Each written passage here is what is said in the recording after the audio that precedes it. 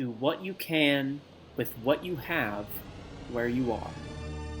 Theodore Roosevelt. Oh, hi!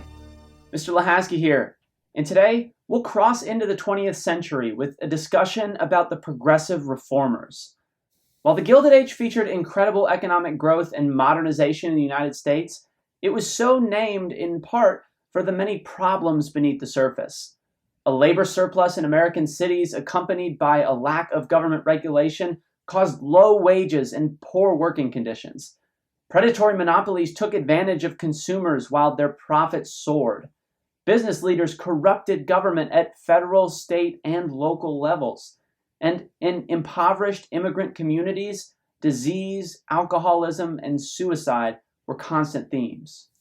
Starting near the end of the 1800s and through the first 2 decades of the 20th century, a wave of social reformers attempted to tackle the many problems of the Gilded Age. They were known as progressives, and many had a lasting impact. Today, we'll catalog their efforts. But first, a big question. Should the government act as a steward of the public welfare?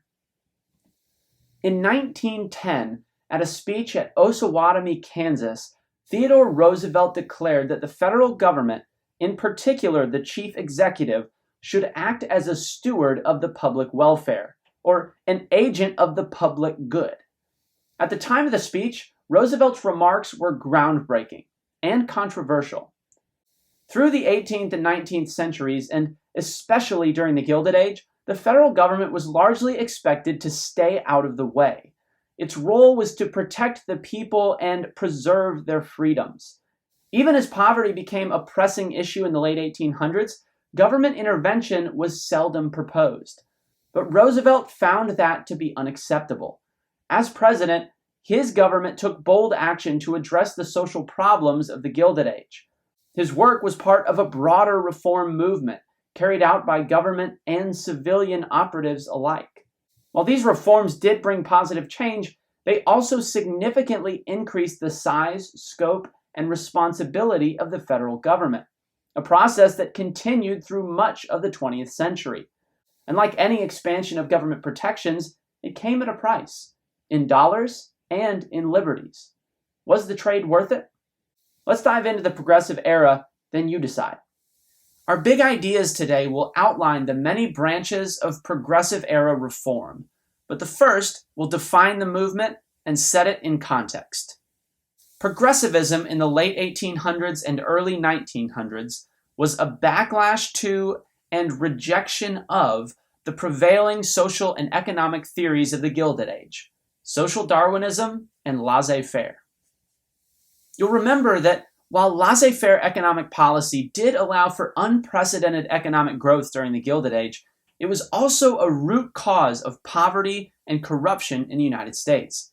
In order to justify this economic inequality, many Americans embraced social Darwinism, which held that the impoverished themselves were responsible for their own condition, and that only their abandonment would cleanse society of its ills. Progressivism, however, was based on a wholesale rejection of these ideas. Progressives believed that people could be limited by society. They acknowledged that a person's environment plays a role in their success. They saw poverty as a result of an economic system that was set up to the disadvantage of the worker. They saw crime not as a personal defect, but rather a symptom of a broader problem. And they believed that by making systemic changes to American institutions, these problems could be alleviated. This practice of manipulating the social fabric in an attempt to clean up society is known as social engineering, and it became a cornerstone of progressive philosophy. During the late 1800s and early 1900s, journalists known as muckrakers began calling attention to the problems of the Gilded Age. They used investigative reporting and photography in order to expose the extent of society's ills, calling their readers and the government into action. Among the most noteworthy of these muckrakers was Jacob Riis, whose powerful publication, How the Other Half Lives, brought attention to the unfathomable poverty of New York's poorest neighborhoods. Reese began to open the eyes of middle and upper class Americans to the need for change in these communities. Other noteworthy muckrakers include Ida Tarbell, whose expose on the Standard Oil Company brought to light the predatory practices of Rockefeller's oil empire, eventually leading to its court-ordered destruction in 1911. Upton Sinclair made waves in muckraking circles after working undercover at a meatpacking plant in Chicago. His novel, The Jungle, which detailed the horrid working conditions and unsanitary practices of food preparation, inspired federal legislation that established cleanliness standards throughout the industry.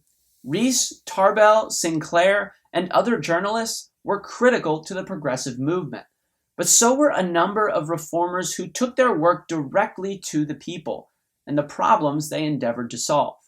This is our second big idea. Social progressivism was driven by women reformers. Their goal was to clean up society by providing social welfare services and eliminating vice. These efforts also bolstered the women's suffrage movement. Not unlike the antebellum reform movements of the Second Great Awakening, women featured prominently in progressive reform efforts. A number of factors contributed to their increased visibility in these movements. First, urbanization during the Gilded Age led to smaller families. Having lots of children was helpful if you were managing a farm or homestead, but it was a financial burden for working-class families in the city. With fewer children to care for, women had more time to explore other interests. Second, access to educational opportunities improved in the early 1900s, which helped women in two ways. More public education lightened the burden of childcare during the day, and an increasing number of women's colleges and universities allowed for middle and upper class women to pursue formal schooling for themselves. Among the most popular courses of study for women in higher education was sociology, a relatively new academic discipline that promoted social engineering and the progressive philosophy. Women also went to work in greater numbers in the early 1900s, giving them a measure of financial independence that was uncommon in previous eras. As a result, marriage rates fell and divorce rates increased, as women relied less on their husbands for basic economic needs. Together, these factors created opportunities for women to take leading roles in a variety of reform movements. 3 examples explain. First, social welfare and immigration. One of the earliest progressive reformers was Jane Addams, who pioneered the settlement house movement. Addams was born of a wealthy family in Illinois. She was college educated and inspired to use her station in society to help improve Chicago's poor immigrant neighborhoods. Addams opened her first settlement house, Hull House, in Chicago in 1889. Hull House was a place where people of the community could receive services like English language education, childcare, job placement, or even just a hot meal. Settlement houses functioned as early community centers, which Addams hoped would help immigrants assimilate to American culture. Following Addams' model, nearly 500 such settlement houses were operating in the United States by 1920. Another movement in which women played a leading role was Prohibition. You'll remember that the antebellum reforms featured a temperance movement that aimed to end alcoholism through volunteerism. The women of the Prohibition movement renewed these efforts, but also turned their focus towards government action. The Prohibitionist movement was built on the belief that alcohol had become a damaging force in poor communities. Its leaders pointed out that bars and saloons in poor neighborhoods took advantage of the destitute working class. Low wages were wasted away on booze, which prohibitionists argued led to more poverty, crime, and domestic abuse. Special interest groups like the Women's Christian Temperance Union and the Anti-Saloon League pushed for state laws banning the production and sale of alcohol. Check out this clip from Ken Burns' documentary Prohibition, which details the crusade of noteworthy Kansas prohibitionist Carrie Nation.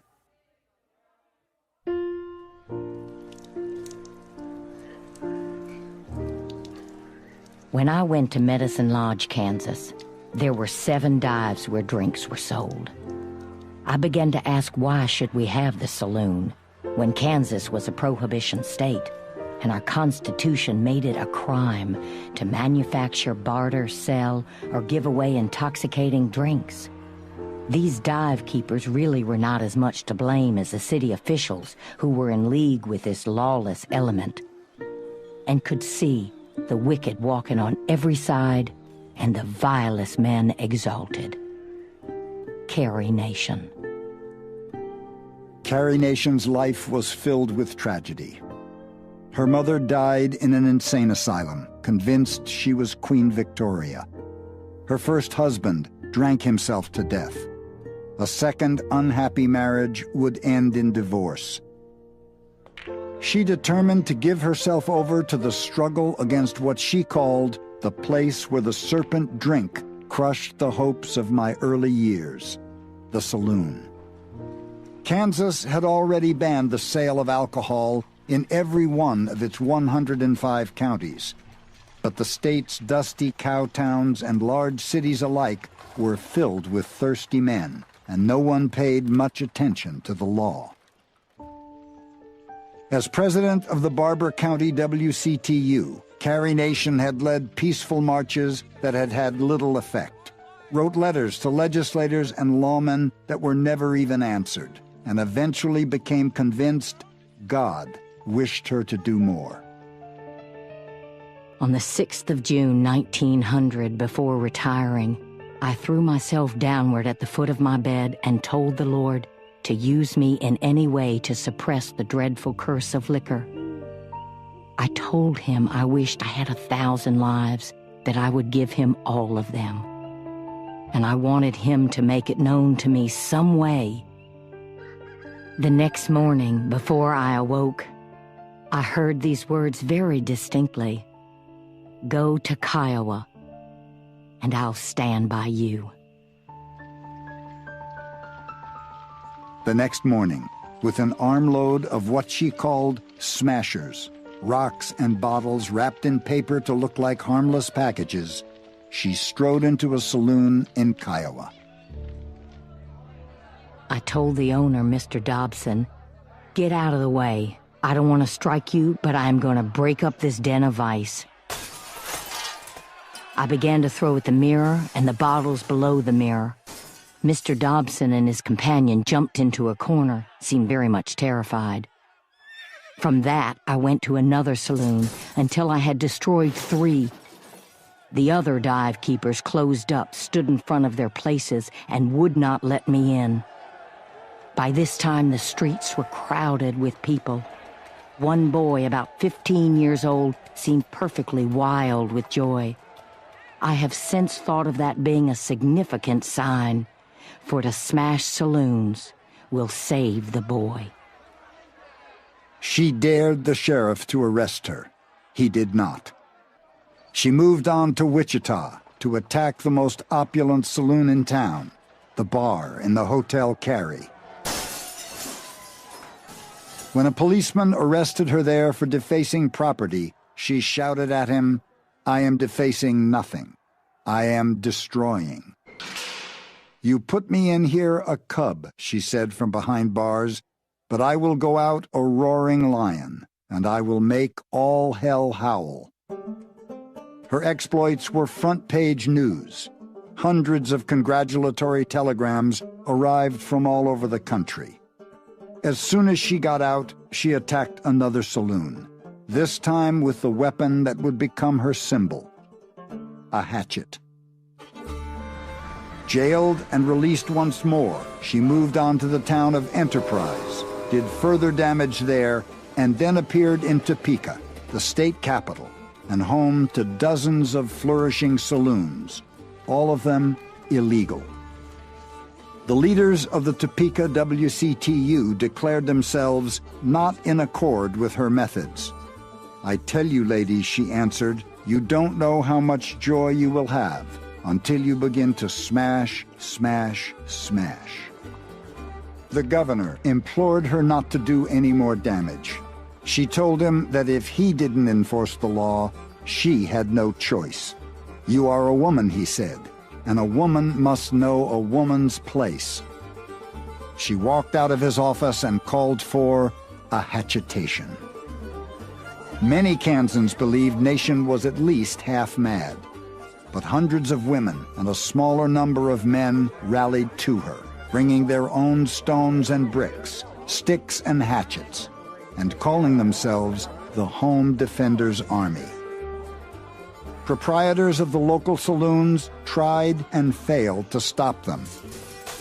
She and her followers tore apart a joint favored by state legislators called the Senate, then went on to smash a second bar, a barn filled with saloon fixtures, and a warehouse stacked high with barrels of beer. That day, Carrie Nation was jailed and released 4 times. Within the month, her admirers would attack more than 100 saloons in at least 50 Kansas towns. Anxious state legislators rushed through a bill to strengthen enforcement of the law and pacify her and her Home Defenders Army. It was a remarkable victory. Carrie Nation hoped her movement would spread across the country and sweep away all of the nation's saloons. But once again, like the Woman's Crusade, it died almost as quickly as it had arisen. Carrie Nation never stopped crusading, in saloons and churches, lecture halls, even on the vaudeville stage. For many, she became a figure of fun, even ridicule. But so long as she lived, bartenders never stopped keeping a wary eye out for her and her dreaded hatchet. Every movement needs some people call attention to itself by bold action. She knew that you had to draw attention, and you needed the press following you. You had to make the right enemies. I don't think she's at all representative of the movement. She's simply the one who called attention to it. And then patient, hard-working people followed through. The efforts of Nation and others had a profound impact.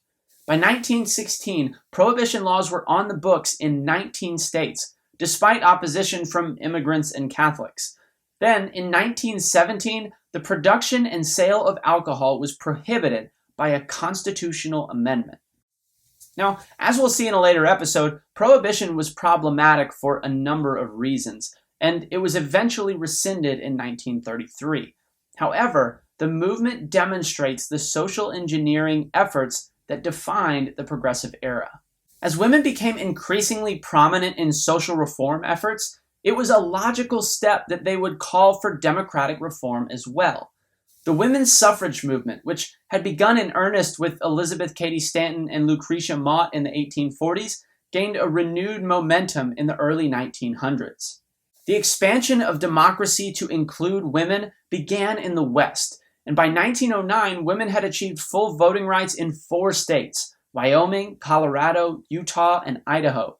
Slowly, the trend spread eastward, and a push for a constitutional amendment extending the franchise gained traction.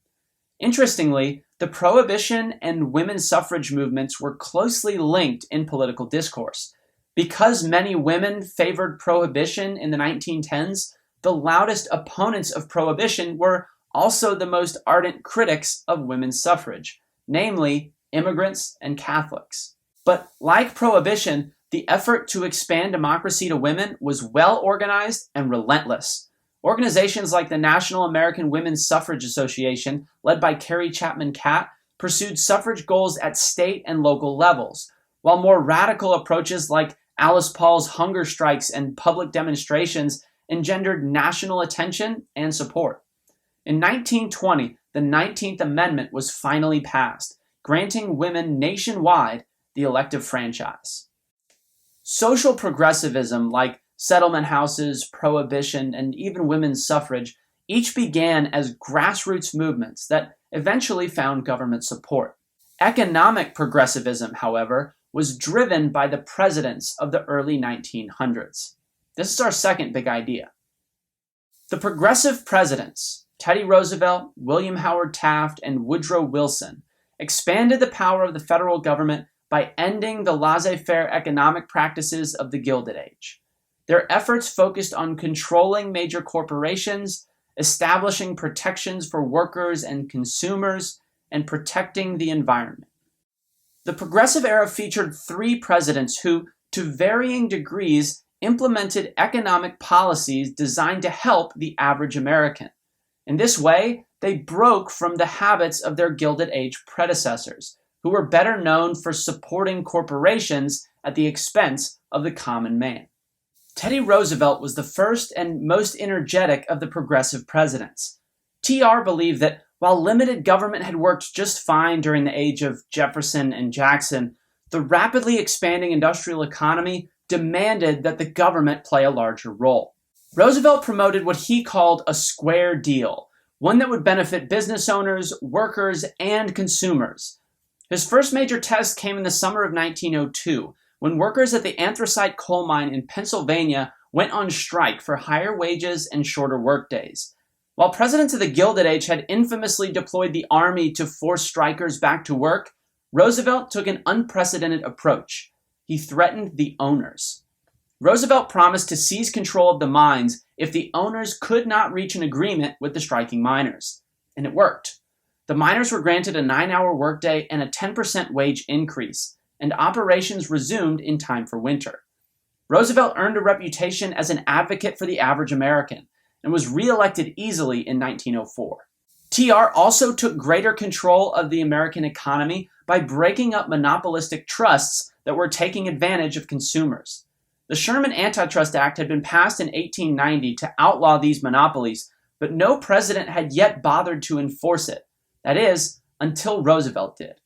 Roosevelt's Justice Department filed lawsuits against more than 40 large corporations, including the Northern Securities Railroad Company and Rockefeller's Standard Oil Trust. These actions forced corporations to compete with one another, leading to lower prices for consumers. Roosevelt's control over the economy also involved regulatory action. His administration strengthened the Interstate Commerce Commission, which had been created in 1887 to regulate railroad prices. 2 additional laws, the Elkins Act and the Hepburn Act, together allowed Roosevelt's government to fix railroad prices, prices that had long gouged farmers, shippers, and suppliers. Roosevelt also increased regulation in order to protect American consumers.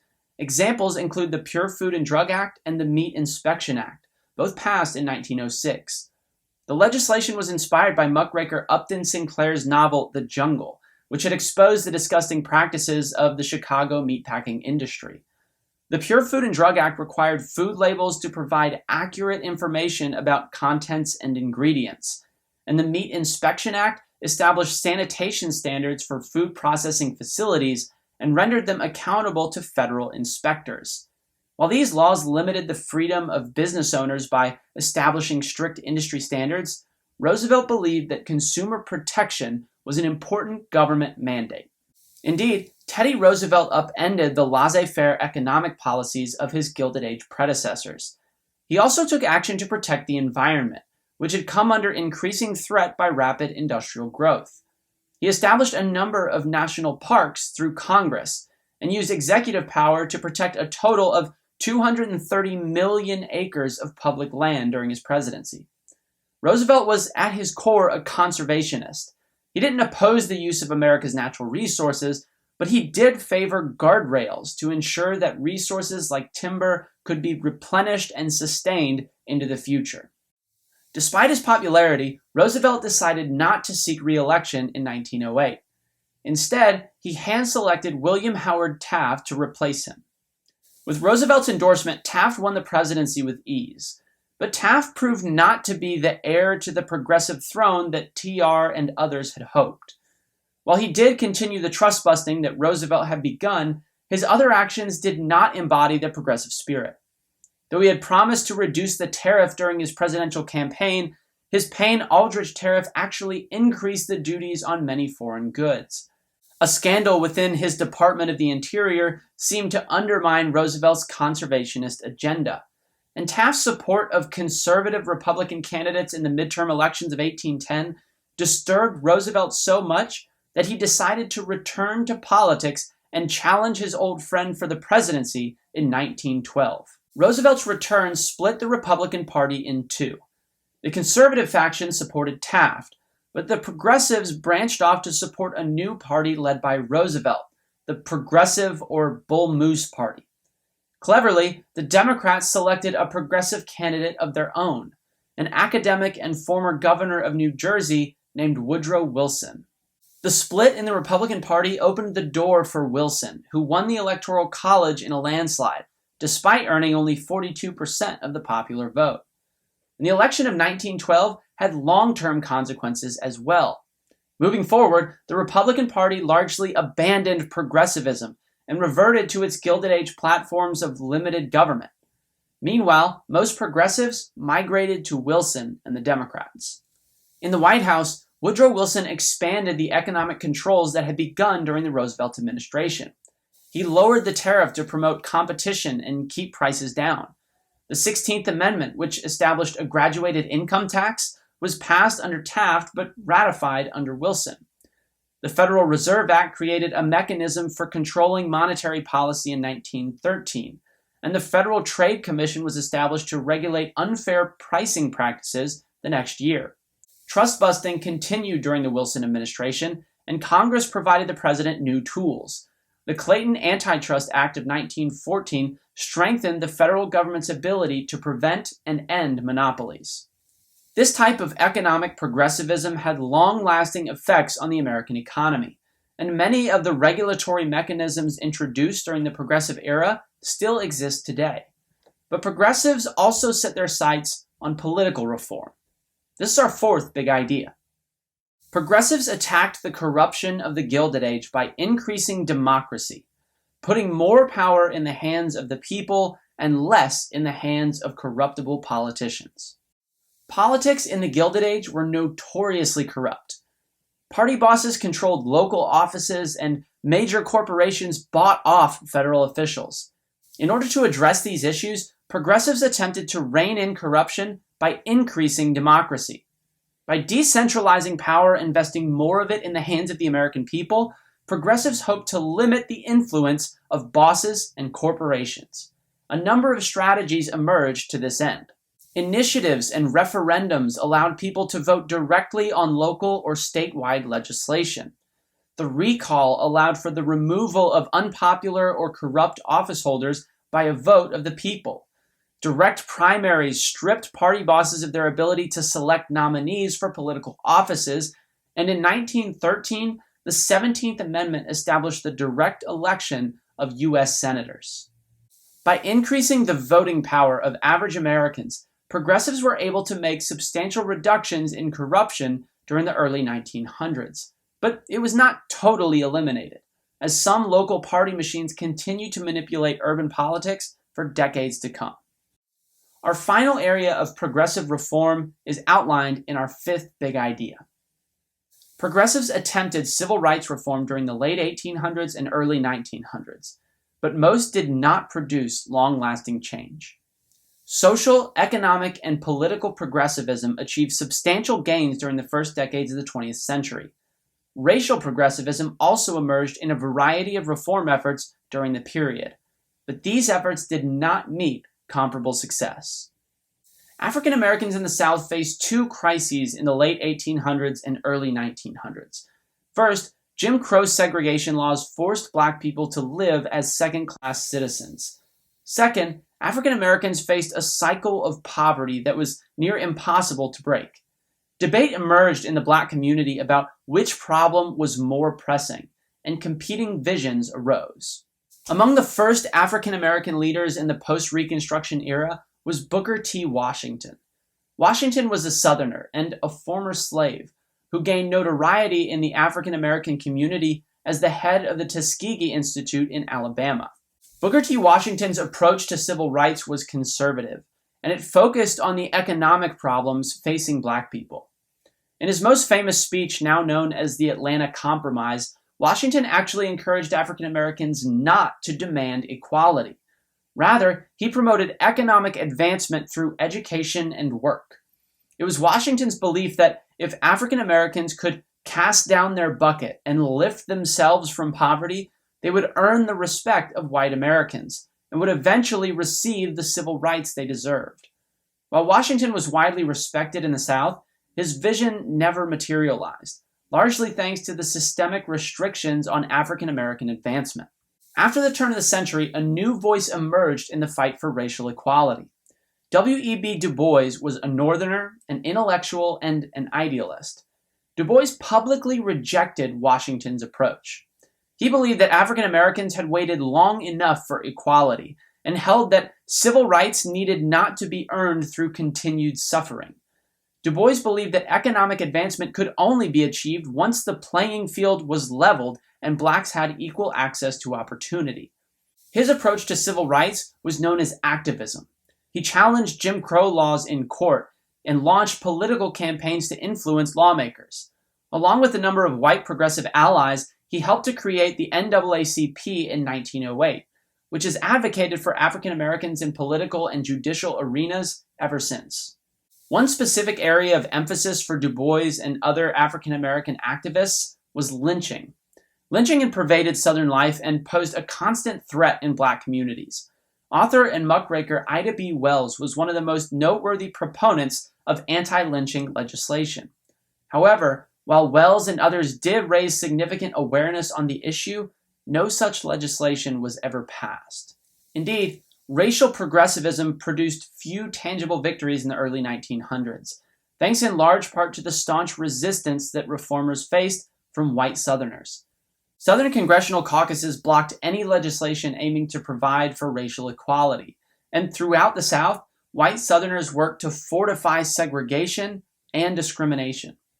Between 1900 and 1920, white Southerners launched major campaigns to memorialize the lost cause of the Confederacy through the erection of monuments throughout the South. Make no mistake, their construction during this period was no accident. It was an act of defiance against increasing calls for racial justice. That being said, the efforts of these progressives weren't for nothing. W.E.B. Du Bois' activism laid important groundwork for the civil rights heroes of the 1950s and 60s. Martin Luther King's activist movement stood on the shoulders of Du Bois, Wells, and many others. Though Du Bois didn't live to see the equality he demanded, his legacy as a civil rights leader is undeniable.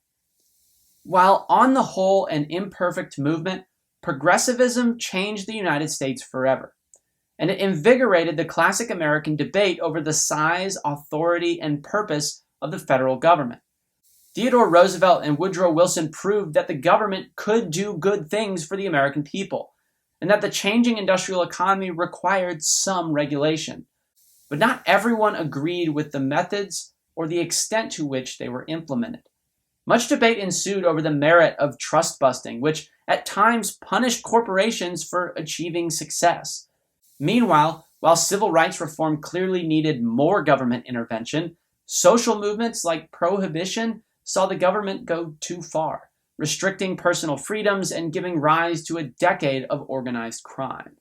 How then do we judge the progressive movement on the whole? And perhaps more importantly, how might we consult its history to solve today's problems, living as we are in a second Gilded Age? The debate goes on, and ultimately, the decision is yours. Next time, we'll shift our attention to foreign affairs as the United States builds a global empire. See you then.